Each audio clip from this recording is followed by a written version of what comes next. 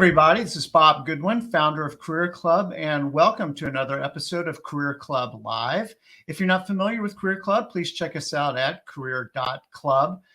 Today, we wanted to focus on a new offering from Career Club called Next Placement, Career Club's answer to the traditional outplacement category, where we're taking a more empathetic, human-centered approach to help colleagues who are transitioning to the next stage of their career. So again, please check us out at career.club. Today, we are especially pleased to welcome Katy George from McKinsey. Katy is a senior partner as well as chief people officer and a leader in the firm's operations practice. Katy is responsible for McKinsey's global people functions, which includes professional development and learning, recruiting, HR, performance evaluation, people analytics, and other core capabilities. Wow. She's also a member of the Shareholders Council, the firm's equivalent of the board of directors, and the firm's 15-person global leadership team. So with that, welcome, Katy. It's wonderful to be here, Bob. Thank you. No, thank you so much. Where do we find you today? Where you look like you might be traveling? I am traveling. I'm actually in Brooklyn, New York, which isn't too far from my house in New Jersey, but I'm here where we actually are gathering a group to elect our future senior partners. So very important meeting this week. That is a big day. So, well, again, we are just especially pleased to have you today, Katy. The firm is extremely well regarded. It's the creme de la creme of the consulting firms. And as a chief people officer, I'm very much looking to our conversation here in just a minute. But before we get to that, as is our want, we like to do just a little bit of an icebreaker so folks can get to know you personally. So where were you born and raised? I was born and raised in Elmhurst, Illinois, which is a suburb about 20 miles west of Chicago. Awesome. And has, I think, the best pizza in the world, Roberto's and Nancy's Stuffed Pizza. So if you want great Chicago pizza, thin and thick crust, you go to Elmhurst. Nice. And that's flexing, considering you're saying that in Brooklyn, of all places. I know, that's very true. Exactly. Fighting words in Brooklyn, for sure. Yeah, clearly. So where did you go to university? I went to Oberlin College in Ohio. Now, okay, so we're in Cincinnati, as you know. So how the heck did you find Oberlin College? Well, actually, their choir used to come and tour, and Oberlin has a wonderful conservatory of music, and I'm a singer, and I always sang in the choir as well as other musical comedies and things like that. And they would come with their choir once a year to our school, and so I was really excited about potentially joining their choir in their music program, and found out they also had a great college, and so that's where I ended up. Now, I think you have one other degree that you might want to tell people about. I then later went to Harvard and did a PhD in business economics, where I studied labor economics and operations management. Wow, that's very impressive. Just a little bit about your family, Katy. You mentioned that you guys are in New Jersey. Yeah, I have a husband, Paul, and one son, Peter, who is 23. So he graduated from Boston College just last spring. And has his first job. He's living in Virginia, working for a law firm. Yay, getting kids off the payroll is a good thing. Exactly. We have 4 and we're free at last. Do you mind sharing just a little bit about your career arc, Katy? Sure. I interestingly had applied to McKinsey even from Oberlin College, but was turned down. I really didn't understand a lot about business and business language, but had a really wonderful conversation with a couple of different partners in our Cleveland office who said, "You might love what we do. Come back to us when you're ready." So I did a couple of years of work with a economic consulting firm doing antitrust and pricing analysis, et cetera, which was interesting and prepared me for my PhD. And then in my PhD work, did a much more applied work, looking at how companies organized for manufacturing, different production systems, different workforce approaches, really cared a lot about labor force issues. And then joined McKinsey after that, and have had a long career at McKinsey, focused mostly on manufacturing and supply chain, but always with a very strong focus on workforce development, upskilling, issues like that. As well as and workforce engagement. And then inside the firm, I've always had leadership roles that really have allowed me to really get in touch with our people mission and how we support our workforce inside McKinsey. And so that, I think, over a 25-year career then led naturally to being asked to be our chief people officer. And that's a role I started about 1.5 years ago. Well, I'm very much looking forward to learning more about your thoughts on people issues, workforce issues. Obviously, it's super top of mind, and you have a unique perspective to offer. But before we get to that, just one last icebreaker question. What do we find you doing when you're not at work and you're just being Katy? Well, I still try to sing a little bit, but mostly just in the shower or at church. I love chocolate, and so I am both a chocolate connoisseur eater, but I also love to bake. And so I bake a lot and I cook a lot. My son grew up playing ice hockey, so we are hockey parents and have become huge hockey fans. So that's another thing I do in my spare time. All right, so give listeners a little bit of a heads up on some chocolate that they might really want to try that they don't know about. Okay. Well, in New York, I really like Jacques Torres, which comes in these orange kind of boxes, and it has a really wonderful dark chocolate taste. And they have a hot chocolate mix called Wicked Chocolate, which has a little spice to it. And that's one of my favorites. Awesome. Our daughter lives in Norway, so we have gotten very into Norwegian chocolate in an unhealthy way. Yes, you have those little heart-shaped thin chocolate wafers. Yes, I have a friend, a colleague actually, who every time we're together at a global meeting, she brings me another box of those, which are very dangerous but very delicious. Mm-hmm. That's how we actually bribe our neighbor when we go out of town traveling to check the mail and cut the grass. Is we bring him those heart-shaped ones. He loves those. Those are his favorite. But enough about chocolate. So in January, I believe you were at the World Economic Forum in Davos. Mm-hmm. Yeah. And one of the things that we had chatted about in prepping for this was, some of the top issues that, you were both listening to and probably contributing towards. And one of the main things that we had talked about was hybrid work and how that was top of mind. Could you maybe open up the conversation? Just why is that such a big topic, and why was that something that was so top of mind for the CEOs at the World Economic Forum? Yeah, it really was a top of mind issue. And I think it's interesting, we're seeing just dramatic changes in how we work. We've, for a long time been talking about the future of work. We'd published papers on it, et cetera. Now it's here and it's still not stable, if you will. So we see, thanks to COVID, a huge acceleration in digital technology, which has changed how people work in lots of different ways, but especially how we interact like we are right now over a virtual medium. I'm not in some studio with you, and I can do meetings, back to back to back like this all day, right? And so we've created all of this new flexibility in where and how people work with virtual capabilities. But there are some real downsides and some concerns about whether we can monitor people's productivity as effectively as we could when they were in the office, whether we are creating a sense of belonging, whether we're connecting people to purpose, whether people have the same career development opportunities. And I think that, we see a combination of a change in technology, but also a real change in workforce expectations coming out of COVID. And so we're not in a stable place where everybody is aligned on what the right answer is. We have companies that are insistent that everybody get back to the workplace and kind of go back to how things were. And we have other companies that are just as insistent that a purely virtual workforce could be perfectly satisfactory, and everything in between. Yeah, I was reading just this morning, I think it was, in the journal, where it was talking about in Europe that going back to office is like almost 90% or something like that.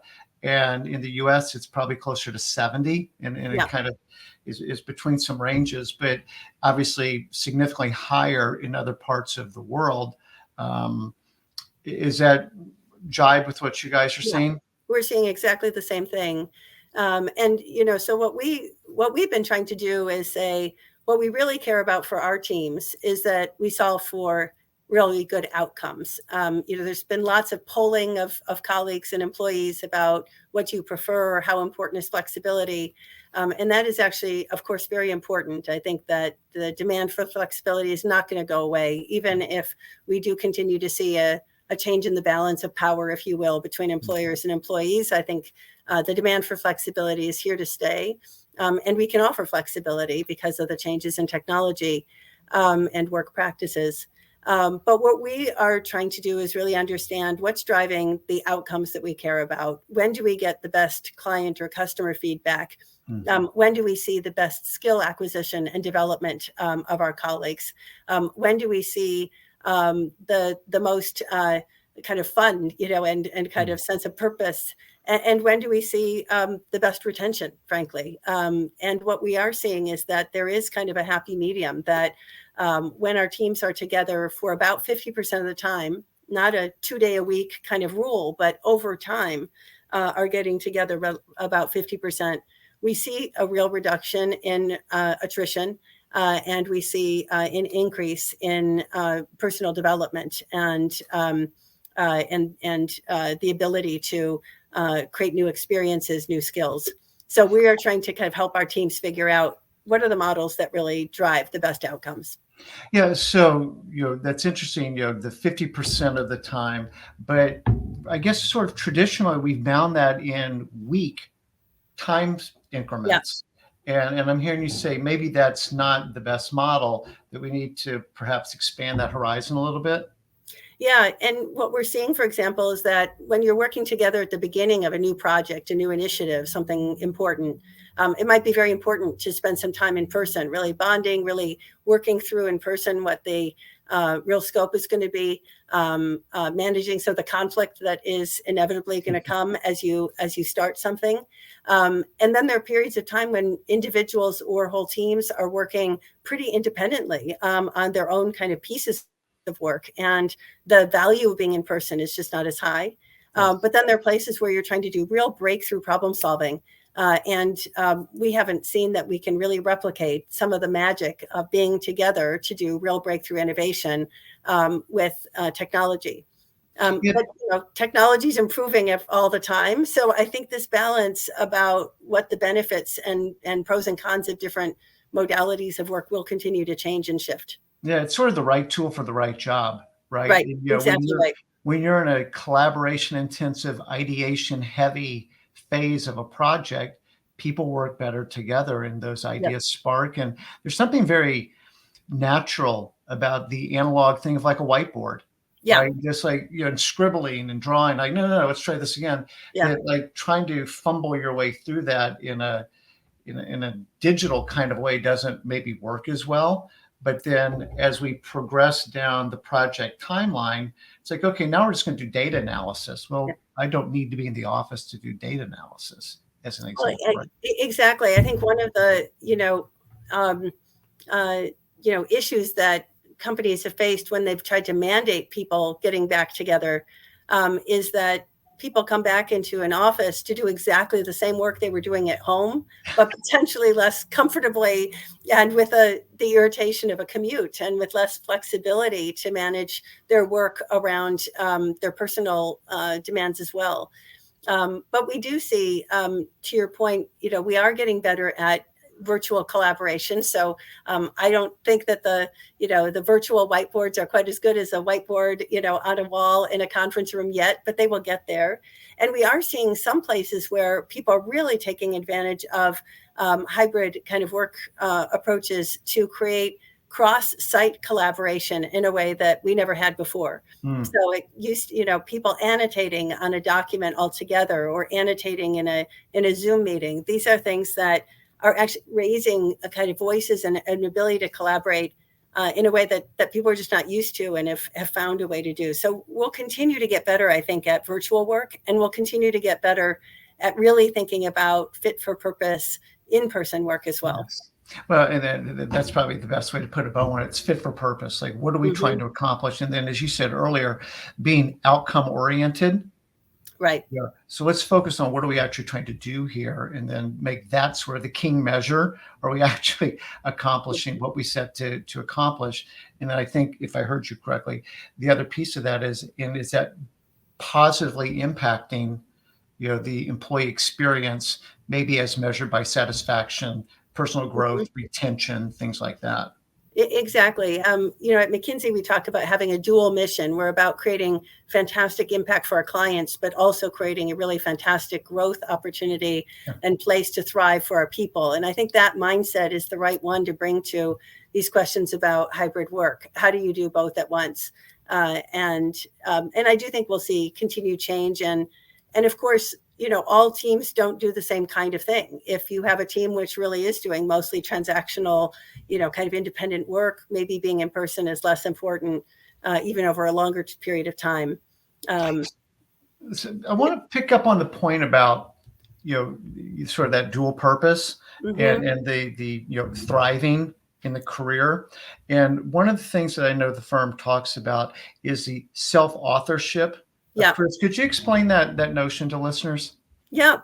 Well, we've always had a kind of value around something we call make your own McKinsey. So, when you join our firm, there's a lot of flexibility, and over time, kind of crafting the kind of professional journey that you're most excited about, learning new things, and then deciding what it is that you want to focus on. What expertise do you want to have? What type of clients and what kind of work do you want to do over time?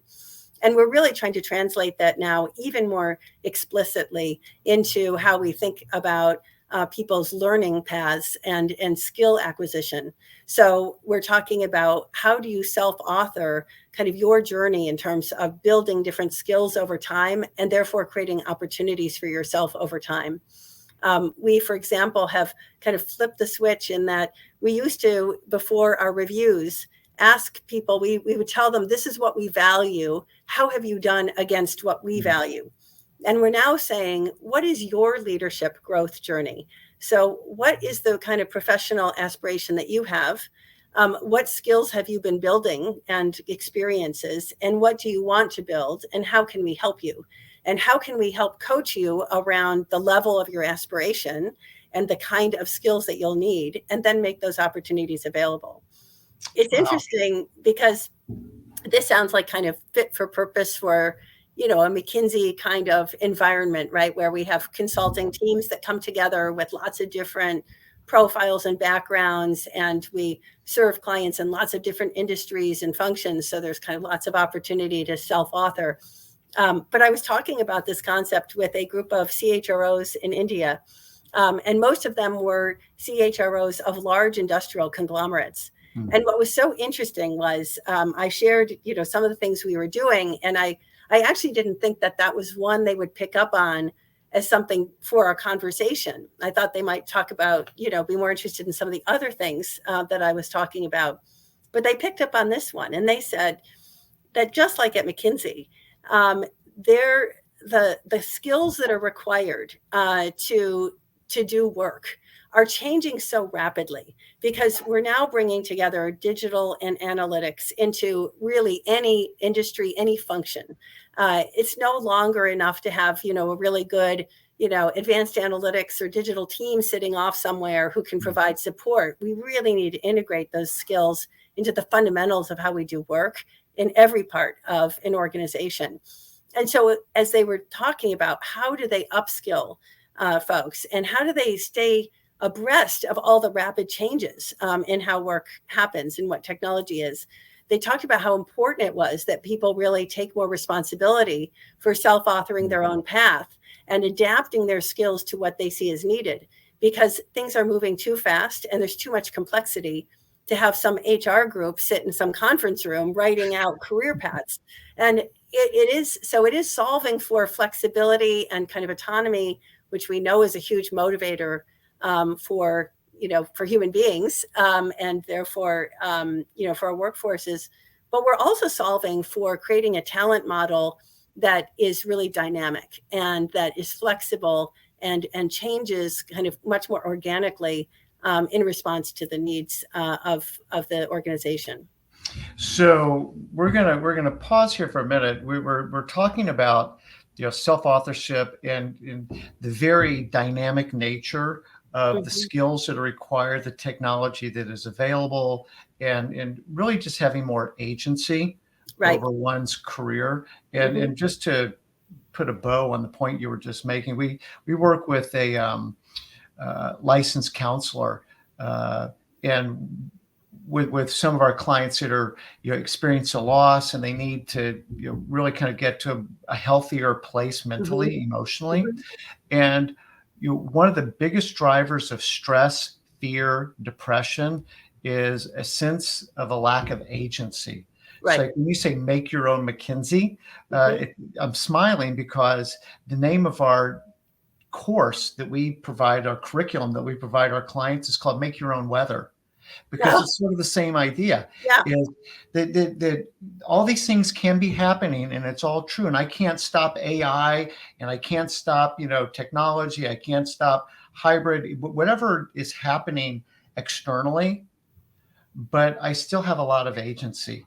I can always control my attitude. I can always control my actions, and it's very liberating for people Mhm. to feel like things aren't just happening to them, but they actually have a very strong voice in where their path goes. So that resonates quite a bit. Yeah, and I think, we're all, and we've done a lot of research on, the great resignation, right? That COVID, uh, kind of created, and we're now talking about it as the great renegotiation because, we don't see that things are going to flip all the way back to how they were, and we see that um, when we poll people who left the workforce, and what would it take to get you back, because we still have record low unemployment and huge gaps in terms of being able to bring in people with the skills we need across industries, even while we're seeing layoffs in other industries. So we still have this a very interesting and kind of unusual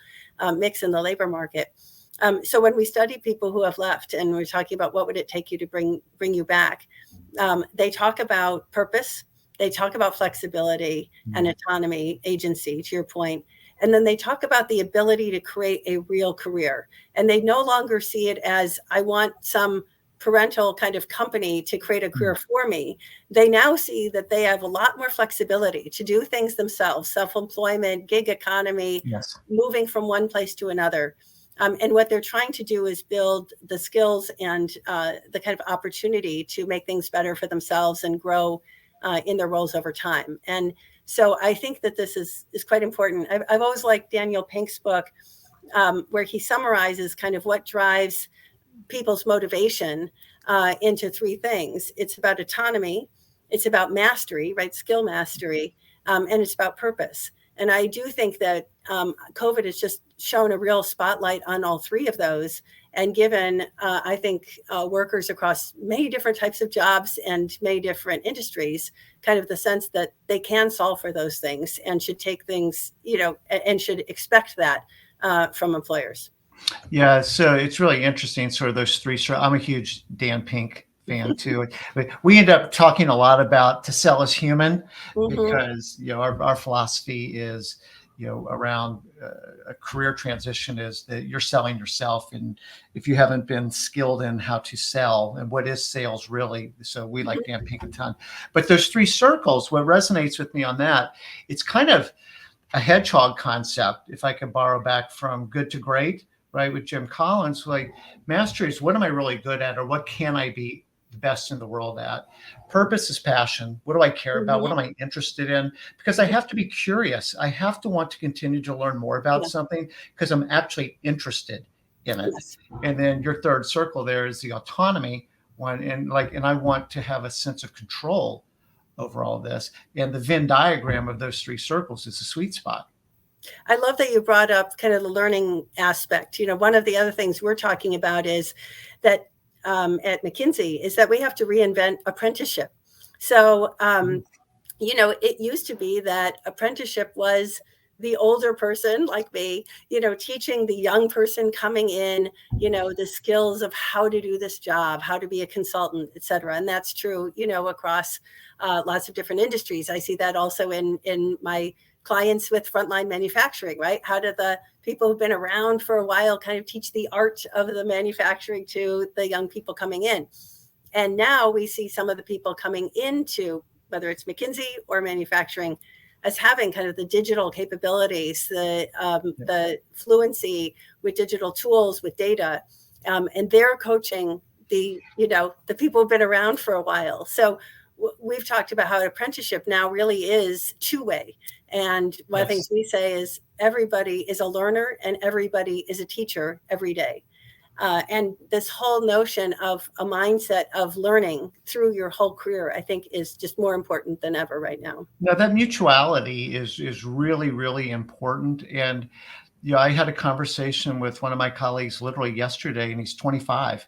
And yes, it's true on the technology stuff, but what we were actually talking about was just communication styles, intergenerational communication styles. Yes. Something as simple as thumbs up, smiley face emojis actually means something different, and almost in a snarky way, to Gen Z versus my dad uses smiley faces all the time and it bugs me.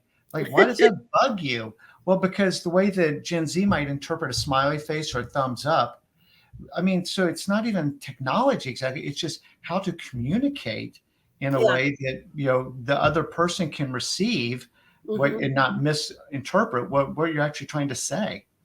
Well, it's interesting. One of the things that I find interesting about Gen Z is the studies that shown that they also problem solve in different ways, in that they are used to using social media to crowdsource solutions to things. So they're much faster at networking and finding ideas and bringing them together, which of course is a wonderful skill to have.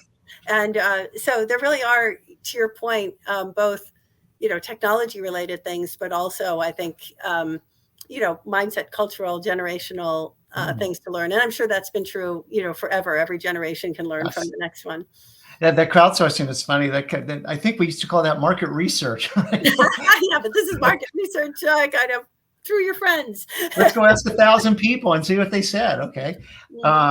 So we're going to pause here for just a minute and pick up the conversation. But this has been fascinating so far. And in the next part of the conversation, we'll pick up on skills architecture, if that's okay. Okay, great. Cool. Thank you.